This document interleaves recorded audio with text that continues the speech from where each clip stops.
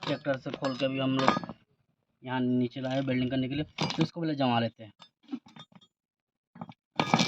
ये कुछ इस तरीके से जमेगा। कितना हैवी लोड रहता है ट्रैक्टर में, जो देखो इतना मोटा लोहा को भी तोड़ दिया है। तो गाइस अभी चारों साइड वेल्डिंग करना है। तो वीडियो अच्छा लगे तो लाइक करें, चैनल को सब्सक्राइब करें और ज़्यादा से ज़्यादा शेयर करें।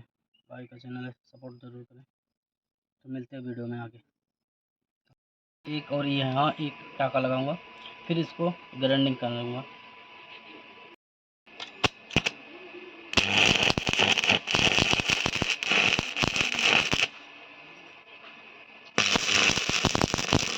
तो बस हल्का सा ये क्या था, टूट गया था। अब वहाँ पे हम ग्राइंडिंग करके इसको अच्छे शेप में लाएंगे, फिर जाकर उसको बेलूंगा।